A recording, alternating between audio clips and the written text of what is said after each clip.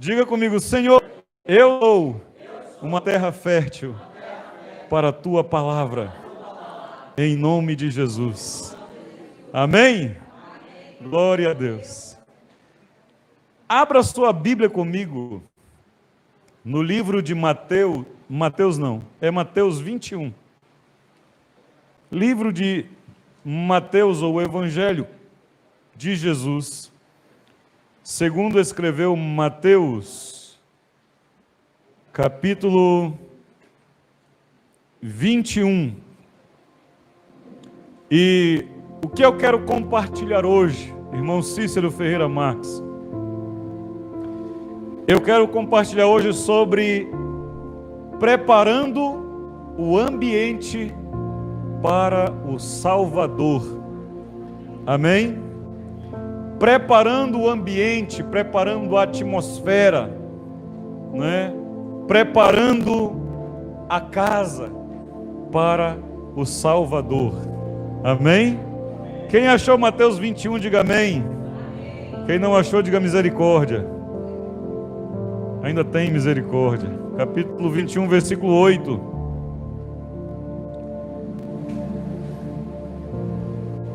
Queridos, eu vejo assim que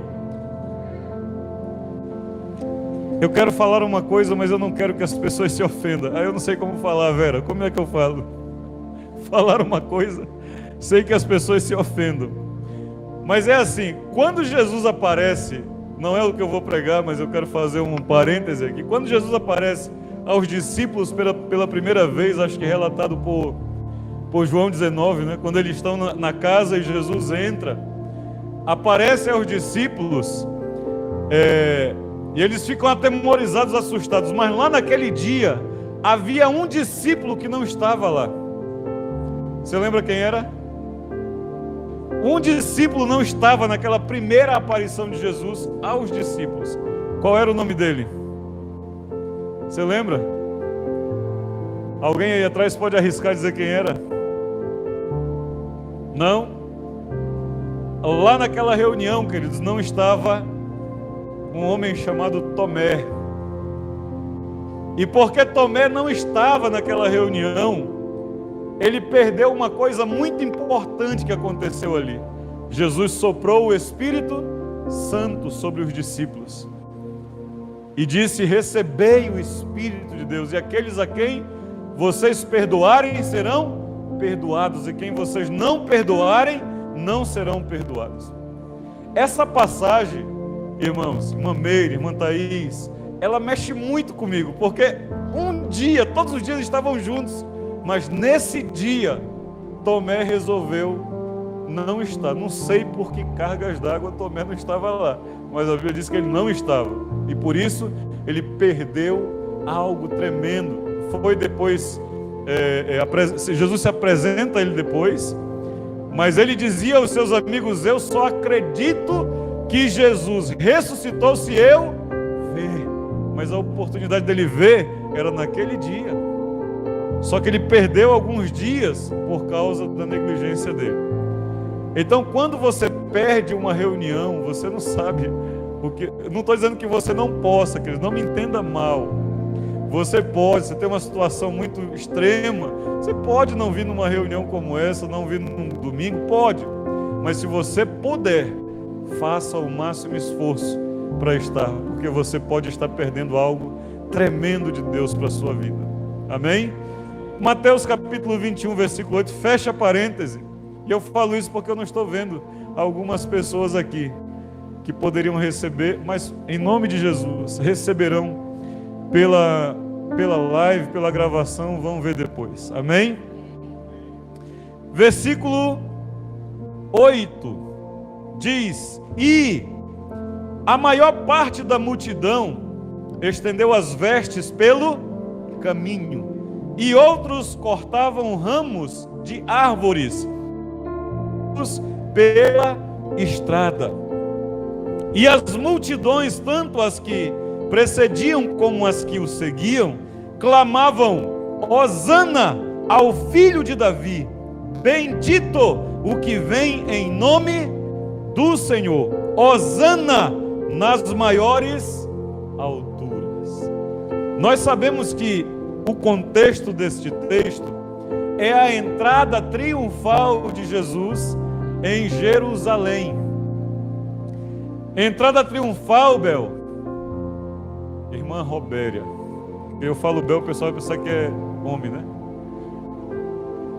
Essa entrada triunfal, irmã Robéria, que ele vai entrar para ser entregue na mão dos seus carrascos. Mas para entrar em Jerusalém, aqui a Bíblia está nos narrando que as multidões que estavam próximas a Jesus iam estendendo, aqui diz o quê? Vestes, as suas capas, preparando o quê? O caminho para que Jesus entrasse. Amém? E é nesse sentido que eu quero compartilhar com os irmãos nessa noite. Quando nós vamos receber alguém em nossa casa, no nosso trabalho, você se preocupa em organizar, preparar alguma coisa ou não? Você vai receber alguém que você gosta, que você ama, que você quer bem. Você prepara o ambiente ou não prepara? Prepara, né? Agora, Cícero, imagina, Jesus quer vir para morar em nossa vida. Será que nós devemos recebê-lo de forma relaxada? Ou nós precisamos preparar um ambiente? Eu escrevi para mim assim: precisamos de um estilo de vida a ponto de criar uma atmosfera tão de bem-vindo a Jesus que Ele deseja estar conosco. Você chegou numa casa e você sentiu, olha, eu aqui não sou bem-vindo. Nós sentimos ou não sentimos? Quando você chega num lugar e as pessoas estão bem-vindo, te cumprimenta, fala com você, mas você sente que alguma coisa no ar não está legal. É ou não é? Agora, Cícero, eu e você que somos pecadores, cheios de defeito, temos esse entendimento. Você imagina Jesus. Será que Jesus sabe quando ele é ou quando ele não é bem-vindo numa casa? Sabe, não sabe? Ele é o Senhor dos senhores. Ele é o Rei dos reis. Ele é onisciente. Ele sabe o que está em nossa mente, em nosso coração, antes que a gente abra a boca. Então, óbvio que Jesus sabe se ele é ou não é bem-vindo. Então não adianta os gestos, né? Não adianta as ações sem uma atmosfera real dentro de nós, dizendo: Senhor, não é só eu dizer, eu estou contigo. Como tem um amigo que diz, bora lá só tu, né? Esse bora lá só tu não combina para Jesus. Ele quer que você diga vamos, porque quando ele diz vamos, ele realmente está com você. Ponto de atitudes, de palavras, de proceder estejam coerentes com isso. Eu preciso preparar um ambiente, uma atmosfera para a manifestação, a presença do Salvador na minha vida. Do contrário, eu ficarei apenas em palavras. Amém? Mas preparar esse caminho para o Senhor é uma parte dele. Eu preciso, antes de... Às vezes a Vera liga para mim e diz: olha, Sérgio, já não faça almoço hoje, venha almoçar em minha casa. Óbvio, eu já estou pronto, então eu vou para lá almoçar na casa dela, porque ela me fez um convite. Só que quando eu chego lá, já tem o almoço. Às vezes eu sou surpreendido. Eu fui fazer uma oração na casa da irmã Patrícia, ela fez lá um banquete. Eu fui fazer: irmão, eu vou só orar, viu? Me ajudem, em nome de Jesus. Eu fui na casa da irmã Meire, ela fez comida para umas 10 pessoas. Não espere, viu? Na próxima eu levo o Cauê comigo, o Zé. É uma bênção, mas eu não estava esperando isso. Mas quando ela me convidou para ir almoçar, o que é que eu espero quando eu chego lá? Que tenha o almoço. Ela me convidou e preparou o ambiente para isso. Então nós precisamos ter esse alinhamento com o eu dizer vem Jesus e com o eu preparar o ambiente para que Jesus venha e seja recebido e permaneça lá. Vai comigo para o livro de Marcos. Não é o livro de Marco, porque o Marco ainda não escreveu o livro dele, está aí na fornalha, está no forno. Capítulo 5, versículo 21. Amém? É o próximo livro depois de Mateus. Marcos capítulo 5, versículo 21. Diz assim, ó: tendo Jesus voltado no barco para o outro lado, afluiu grande multidão, e ele estava junto do mar.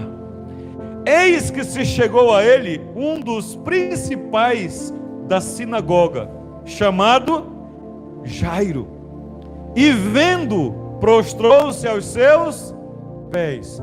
Duas coisas que você vai ver junto: adoração.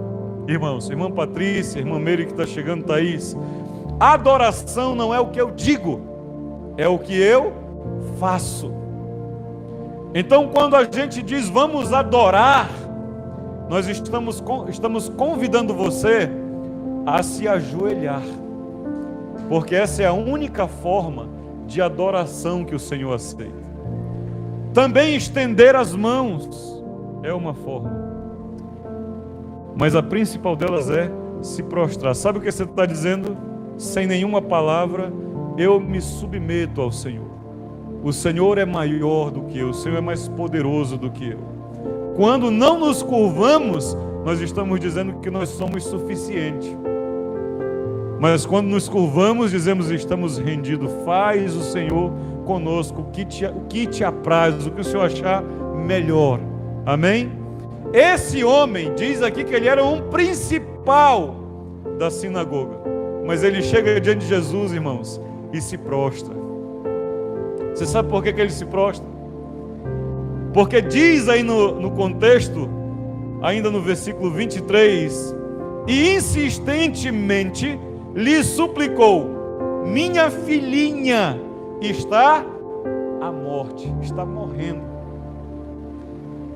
Vem e impõe as mãos sobre ela, para que ela seja,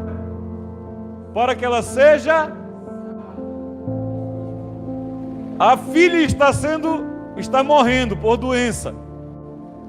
A maioria de nós pediria o quê? Cura, mas ele pediu que ela fosse salva. Vamos aprender um pouquinho. Primeira coisa, queridos, que eu aprendo com Jairo é que haverá situações em nossa vida que a nossa posição não importa, que a nossa conta bancária não importa.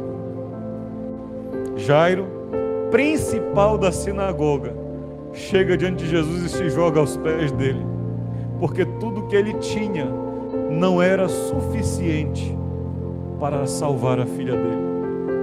Ele entendeu que somente Jesus, entrando na casa dele, poderia fazer alguma diferença. Nada mais importava. Muitas pessoas hoje estão desperdiçando as suas vidas em coisa que não importa na hora do vamos ver. O que importa, queridos, no final de tudo, são coisas que não custam nada para nós. O que importa, já vi um abraço de um filho ser mais poderoso do que um analgésico no momento que você está de dor, de sofrimento. Um abraço de um neto custou quanto? Nenhum centavo, mas é um amor que cura. A primeira coisa, há momentos na vida, haverá momentos em nossa vida que as coisas, posição, nosso doutorado, nossa faculdade, Eu acredito que você viva isso, Ive, na sua profissão, que mexe com coisa muito sensível à vida. Que coisa mais sensível à vida? Um vírus que ninguém enxerga está matando milhares de pessoas no mundo. Muito sensível. Todo o conhecimento, toda a ciência, chega uma hora que acabou. Que você tem que parar e dizer: Senhor, salva-me. A segunda coisa que eu vou aprender com Jairo, com Jairo, é esse reconhecer que eu preciso convidar Jesus. Ele não vai ser entrão na vida de ninguém. Ele vai esperar que você seja cortês e que você o convide para estar na sua casa. Amém? Seguindo ainda no capítulo 5, no versículo 25 em diante, nós vamos encontrar que Jesus vai com Jairo. Diz aí no 24 que Jesus foi com ele. Saiba de uma coisa: se você convidar Jesus para entrar em sua vida, ele vai entrar. Se você o convidar, lembra, Jairo clamou insistentemente, não é isso? E ele foi com Jairo, porque ele viu que aqui havia um homem que realmente queria que Jesus entrasse na causa dele. Às vezes nós fazemos uma ou duas orações e achamos que chega. Não, querido. Nós ouvimos no domingo: persista. Prevaleça contra os desânimos e as coisas que vêm para nos frustrar. Mas aí Jesus vai, e no meio do caminho diz que uma grande multidão o seguia, o comprimindo. Versículo 25. Aconteceu que certa mulher, que havia 12 anos sofrendo de uma hemorragia, e muito padecera à mão de vários médicos, tendo despendido tudo quanto possuía, sem contudo nada aproveitar, antes pelo contrário, indo a pior, tendo ouvido falar de Jesus, vindo por trás dele, por entre a multidão, tocou-lhe a veste, porque dizia: se eu apenas tocar as vestes, ficarei curada. Essa mulher, queridos, tomou uma atitude tremenda, e eu quero aprender com ela. Primeira coisa, ela convivia com uma doença durante 12 anos. Ela procurava as mesmas pessoas, os mesmos conselheiros. Ela gastava o seu dinheiro, as suas rendas, o seu bem. Mas ano após ano fazendo isso, a Bíblia diz que ela não tinha nenhum proveito. Eu acho interessante, irmã Thaís, que há pessoas que esperam coisas diferentes na sua vida, fazendo todos os dias a mesma coisa. Você não vai atingir coisas novas, queridos, se você não tiver uma mudança de atitude, se você não tomar um posicionamento na sua vida diferente daquilo que você já sabe que não está funcionando. Nós hoje, aqui graças a Deus, a maioria, o mais novo aqui é o Rodrigo, eu acho, a Alice, né? Alice está ali. O mais novo aqui é a Alice, mas todo mundo aqui já é bem grandinho. Sabemos ou não sabemos o que é bom ou ruim para nós? Sabemos ou não sabemos? Sabemos. Eu sei que não posso comer pimenta, mas eu como? Como. Eu sei que não posso tomar refrigerante, mas eu tomo? Eu tomo. E aí eu faço o que diante de Deus? Senhor, ajuda-me. E eu vejo Deus lá de cima dizendo: eu até quero, mas eu te ajudo, e você detona com você mesmo. O que é que eu vou fazer? Queridos, o que dá certo ou errado é conhecido de todos os homens. Mas aí você fala para o jovem: olha, não vai por esse caminho que não vai dar certo. Não, comigo não, você que não sabia fazer, eu é que sei. E os pais ficam só rindo, né? Tá bom, depois na próxima curva a gente conversa. Porque o que a gente já sabe, essa mulher gastando os seus recursos há 12 anos, eu acredito, queridos, que ela sabia o que dava certo e o que não dava. Ela continuou fazendo as mesmas coisas por uma posição dela, por um desespero dela. Uma outra coisa que eu aprendo nessa situação é que você procura nos evangelhos sobre esse mesmo tema, e você vai encontrar em Mateus e vai encontrar em Lucas. Mas em nenhum deles você vai encontrar o nome dessa mulher. Você vai encontrar que ela é a mulher do fluxo.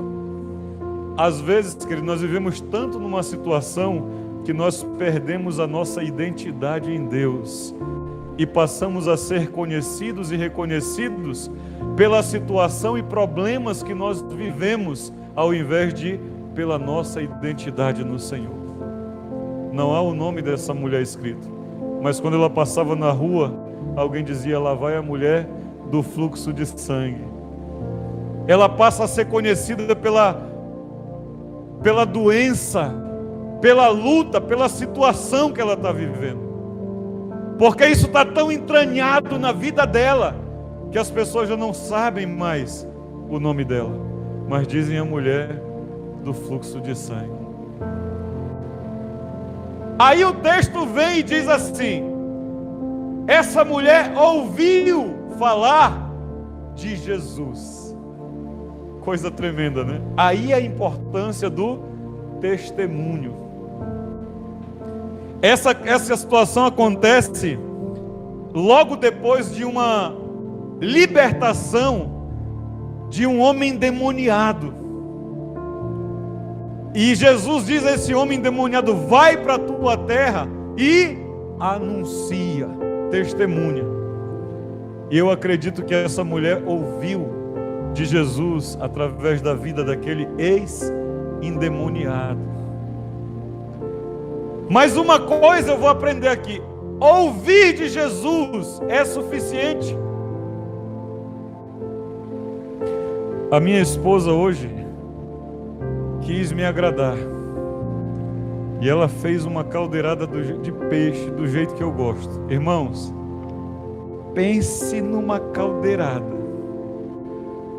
Aquela caldeirada com tudo de peixe. Estou te devendo, eu sei que tu está me olhando assim, mas tu está me devendo, eu nunca comia. Vou te pagar. Pense numa caldeirada, irmão meu, você que gosta de cozinhar. Um peixe delicioso. Você sentiu o gosto do peixe aí? Passou a sua fome em ouvir que eu comi peixe cozido hoje? Não passou a sua fome? Ah, está aumentando? Queridos, nós temos que entender que apenas ouvir acerca de Jesus não vai fazer a diferença na vida de ninguém. Ainda que diz que a fé vem pelo ouvir e ouvir a palavra de Deus, o ouvir por si só não será suficiente. Você só vai saber se o peixe estava gostoso mesmo se você provar. Sim ou não? Você só vai saber o poder de Jesus na sua vida se você deixar Ele entrar. Se você só ouvir falar dele, não fará diferença nenhuma na sua vida. Mas essa mulher entendeu isso. Ela disse consigo mesmo: se eu apenas tocar nas suas vestes. E aí que me toca, porque de repente nós estamos hoje, Zé, no meio de uma igreja que está só esperando que venha. Queridos, nós não podemos compreender culturalmente, espiritualmente, religiosamente, o que significava para esta mulher tocar as vestes de Jesus. ela se dispôs a morrer naquele dia. Porque como uma mulher que tinha uma enfermidade contínua, um câncer, se ela se expusesse no meio da sociedade, ela deveria ser apedrejada, porque ela era uma mulher imunda, segundo a cultura, segundo a religião. Mas ela disse, ela resolveu com ela: eu estou gostando de ver uma situação sua, você mesmo, morena do Tiago. Quando você resolve em você ser você em Deus, ninguém mais te segura. Isso é importante na vida de qualquer pessoa. Essa mulher por 12 anos perdeu a identidade dela em Deus, mas hoje, neste dia que está sendo narrado, ela diz: eu vou tocar nas vestes de Jesus. Mas há pessoas que também têm fé, há pessoas que também amam a Jesus, que vão viver ano após ano numa congregação, chorando o cabelinho verde num canto da congregação, dizendo: mas ninguém me abraça, ninguém me ama, ninguém me quer. Essa mulher, queridos, ela decidiu ir. Se ninguém vem me abraçar, eu vou abraçar. Se Jesus não pode ir na minha casa, eu vou atrás dele. Se a multidão quer me impedir, eu vou rastejar no meio deles, mas eu vou chegar aonde eu quero. Porque apenas ouvir falar sobre Jesus não será suficiente. Ela foi. Você vai ver Jesus curando pessoas, tocando em várias pessoas e curando. Você vai ver ele fazer isso com um leproso. Ele toca o leproso e o leproso vai ser curado. Ele toca um cego, o cego vai ser curado. Mas essa mulher resolveu tocar em Jesus. Qual é o desafio que eu quero trazer para nós nessa noite? Ouse ir até Jesus. Ouse tocar em Jesus. Essa mulher, queridos, ela tocou de uma forma tão singular, tão especial em Jesus, que no meio de uma multidão, tocando, empurrando Jesus, encostando nele, Jesus disse: opa, eu quero essa pessoa, eu quero estar com essa pessoa, porque ela não está me tocando do jeito que todo mundo está me tocando, ela está me tocando de um jeito diferente. Os discípulos se assustam, dizem: mas Senhor, peraí, versículo 31. Vês que a multidão te aperta e dizes: quem me tocou? A multidão estava tocando em Jesus, mas apenas uma pessoa tocou em Jesus, se desprendendo totalmente da sua vida, se entregando totalmente a Jesus. Nós vivemos uma sociedade condicionadora, uma sociedade que coloca condição em tudo. Você vê hoje os nossos filhos nem aprendem a falar direito, já querem impor condições a nós. Você diz: faz tal coisa, ele diz: mas você vai fazer tal por mim? Você diz: olha, me dá. Você fala com uma criança hoje dizendo que ela faz um favor para você, ela quer saber se você vai pagar, você vai me dar quanto? Então nós achamos que podemos trazer para o nosso relacionamento com Deus esse mesmo espírito de barganha. Essa mulher, ela foi sem nada disso. Ela disse: não tem mais nada para mim, eu não tenho mais nada que me agrade, nada que me console, nada que me satisfaça nessa vida. E eu acredito com toda a minha força, com todo o meu coração, que Jesus se entregou totalmente por mim e por você na cruz. Então, o mínimo que é aceitável a Jesus é que eu também me entregue totalmente a Ele. Não uma parte de mim, não uma parte para agradar os irmãos na congregação. Não se importa, querido. Quando você se entregar totalmente, você vai chegar aqui, se jogar de joelho no chão, você não quer nem saber quem está do teu lado e quem não está. Você quer saber de se colocar na presença do teu Senhor, porque para você o que importa é agradar a Ele, o que importa a você é a sua comunhão com Ele. Essa mulher chega numa atitude, Roberto, de tanto faz, se eu morrer, se eu não morrer, eu quero Ele. Só que essa atitude fez com que ela extraísse de Jesus poder, fez com que ela extraísse de Jesus a cura que o mundo não pôde lhe dar com toda a sua ciência e conhecimento. Na hora que ela apenas tocou nas vestes de Jesus, o milagre aconteceu na vida dela. Mais interessante que quando continuamos o texto aqui, às vezes, queridos, as multidões, elas vão estar apenas para atrapalhar o nosso relacionamento com Deus. Há um monte de pessoas que estão em multidões que só estão as levando para um caminho de morte. Ah, mas eu vou porque todo mundo está fazendo, querido, cai fora. Analise, à luz da palavra, se o que está sendo dito, feito, vivido, está de comum acordo com ela. Se não está, peça licença e saia de mansinho e nem volte mais. Essa mulher entendeu que multidões era só para atrapalhar. Mas aí Jesus continua indagando. Ele porém, versículo 32, né? Ele porém olhava ao redor para ver quem fizera isso. Então a mulher atemorizada, tremendo, cônscia do que nela se operara, veio, prostrou-se diante dele e declarou-lhe toda a verdade. Diga comigo, declarou toda a verdade. Ela disse a ele, ela tomou consciência do que havia acontecido naquele momento. Saiba de uma coisa, quando Jesus vem, você não vai ficar em dúvida se é Ele ou não. Você vai ter a plena certeza que é Ele. E quando você sabe que é Ele, você não tem outra coisa a não ser declarar toda a verdade.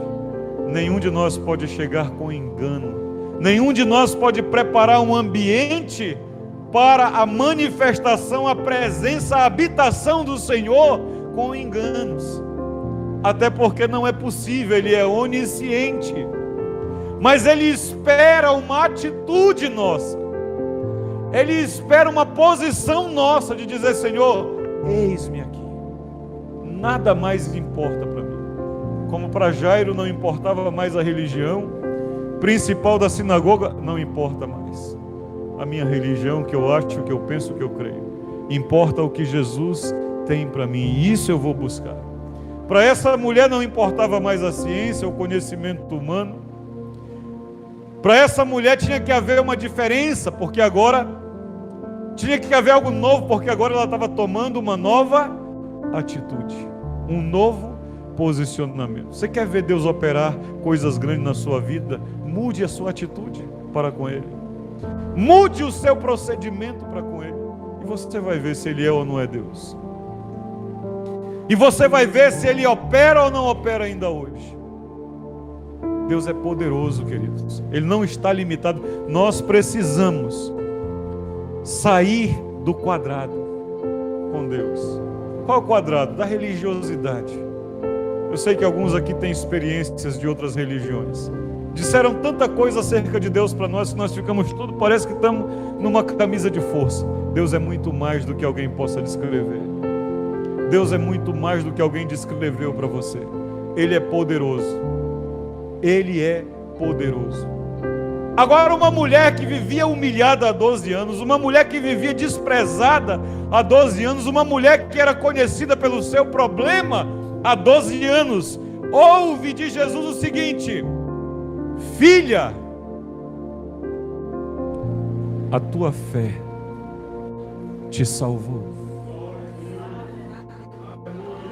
Jesus não chama ela mulher do fluxo de sangue. Jesus chama ela de filha. Sabe por quê, queridos? Porque antes desse momento havia um pai desesperado pela sua filha. E Jesus está dizendo para ela, mas você também tem um pai. Você também tem um pai que te ama. Não é só Jairo que está preocupado com a filha. Jesus não vai nos tratar, queridos, pelas coisas da mesma forma que o mundo nos trata. Jesus é aquele que devolver, irmã Thaís, a minha e a sua identidade nele. Ninguém vai me acusar de pecados, ninguém vai me condenar, porque ele levou naquela cruz toda a acusação que havia contra mim. Todo o mal, todo o plano do maligno é lançado no abismo. E ele diz, filha. Você não vai ver Jesus falando filha para muita gente, mas ele falou para essa mulher, filho, a tua fé. E quando ele diz a tua fé, irmã Patrícia, ele está dizendo dessa fé de nós acreditarmos nele e também acreditarmos em nós, de tomada de posição. Quando diz a tua fé, quando essa mulher se moveu, ela saiu daquela posição de esperar que algo acontecesse para fazer acontecer. Isso é fé. Quando você entende a sua identidade em Deus e você se levanta nessa identidade, eu sou filho.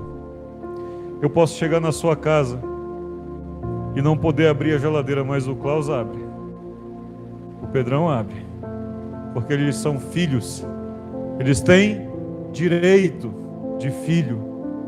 Se eu entendo a minha identidade de filho de Deus, o que poderá ser impedido a mim de alcançar? Nada.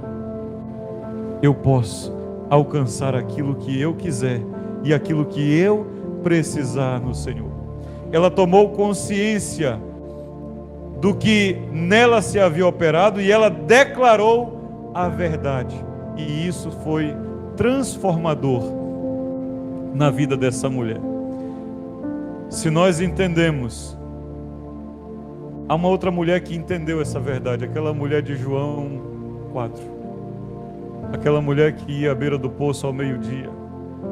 Aquela mulher que era humilhada pela sociedade onde ela vivia, cidade de Sicar, cidade samaritana. Mas um dia, quando ela entendeu a identidade dela no Senhor, ela se levantou e foi para a cidade e começou a evangelizar todo mundo. E começou a anunciar o evangelho para todo mundo. O que o Senhor quer? Que nós, do mesmo jeito que esses fizeram, eles não esperaram. Como Jerusalém preparou o caminho para a chegada do Senhor, não esperaram alguém. Vamos fazer assim. Como essa mulher e esse homem disse, Senhor, vem à minha casa. Eu não vou continuar porque eu não quero falar do que aconteceu em Jairo, mas você sabe. Muitos diziam que a filha dele estava morta. Mas Jesus disse, não, ela só dorme. Confia. Quando você prepara o ambiente para o Senhor, Ele vai operar. Quando você prepara a morada dele, Ele vai habitar. E onde Ele habita, o mal não pode permanecer. Deus é poderoso. Prepara o ambiente para o Senhor. Prepara o caminho para o Senhor. Não espera. Não espera, querido. Eu sei que alguns não terão forças. Mas o que tiver força, prepare. Porque através da sua vida, muitas vidas também serão alcançadas. Prepare o caminho para o Salvador transformar a sua vida e transformar vidas através da sua vida. Em o nome do Senhor Jesus. Aleluia. Vamos orar. Eu quero orar com você nessa noite, junto com essa irmã que entendeu que ela precisava preparar o caminho para o Senhor e ser morada dele.